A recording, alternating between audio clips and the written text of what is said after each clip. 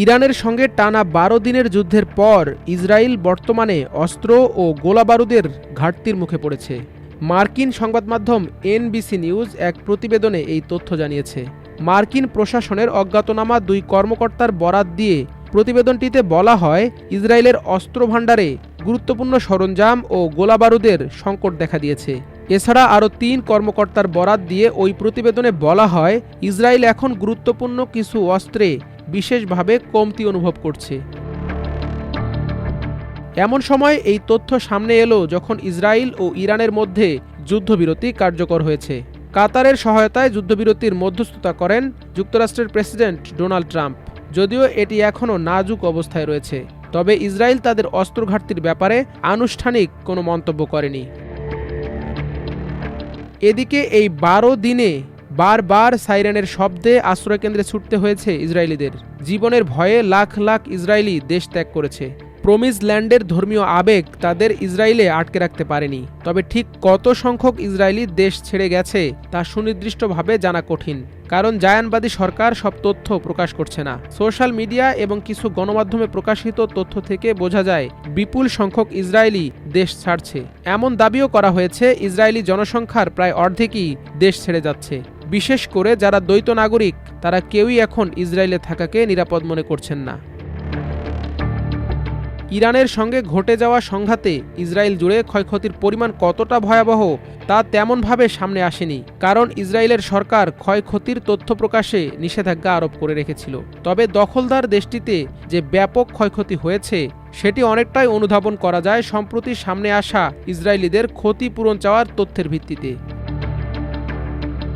মঙ্গলবার বার্তা সংস্থা আনাদুলুর এক প্রতিবেদনে বলা হয়েছে, সংঘাত শুরুর পর থেকে যুদ্ধবিরতি কার্যকর হওয়া পর্যন্ত ১২ দিনে ইরানি ক্ষেপণাস্ত্রের আঘাতে সৃষ্ট ক্ষয়ক্ষতির জন্য জনগণের কাছ থেকে ৩৯,০০০ ক্ষতিপূরণের আবেদন পেয়েছে ইসরায়েল সরকার। খোদ ইসরায়েলি গণমাধ্যমের তথ্য মতে ১৩ জুন ইসরায়েল ইরান সংঘাত শুরু হওয়ার পর থেকে ইসরায়েলি কর কর্তৃপক্ষ প্রায় ৩৮,৭০০টি ক্ষতিপূরণের দাবি পেয়েছে। এই দাবিগুলোর মধ্যে রয়েছে ভবনের ক্ষয়ক্ষতির জন্য ৩০,৮০৯টি, যানবাহনের ক্ষতির জন্য ৩,৭১৩টি এবং সরঞ্জাম ও অন্যান্য জিনিসপত্রের ক্ষতির জন্য ৪,০৮৫টি।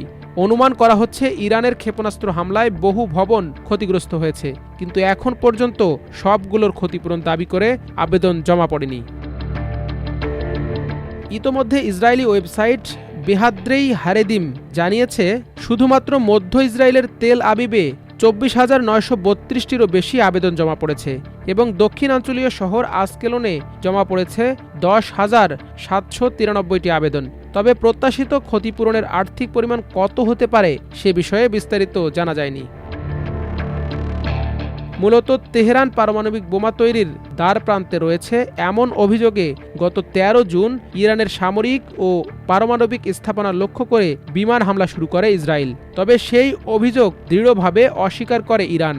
এরপর ইসরায়েল ভূখণ্ডে তেহরানের প্রতিশোধমূলক ক্ষেপণাস্ত্র এবং ড্রোন হামলা শুরু হয়। পরে ৩টি ইরানি পারমাণবিক স্থাপনায় বোমা হামলা চালিয়ে যুক্তরাষ্ট্র ও সংঘাতে যোগ দেয়। তবে ইরানকে আক্রমণ করে কাঙ্ক্ষিত উদ্দেশ্য বাস্তবায়ন করতে না পেরে মার্কিন প্রেসিডেন্ট ডোনাল্ড ট্রাম্পের মাধ্যমে যুদ্ধবিরতিতে সম্মত হয় ইসরায়েল।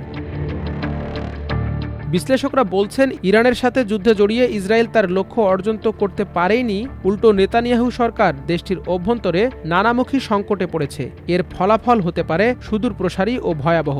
একই সাথে গোটা বিশ্বে দেশটির দম্ভ চূর্ণ হয়েছে বলেও মনে করছেন তারা। মাল্টিমিডিয়া ডেস্ক, আমার দেশ।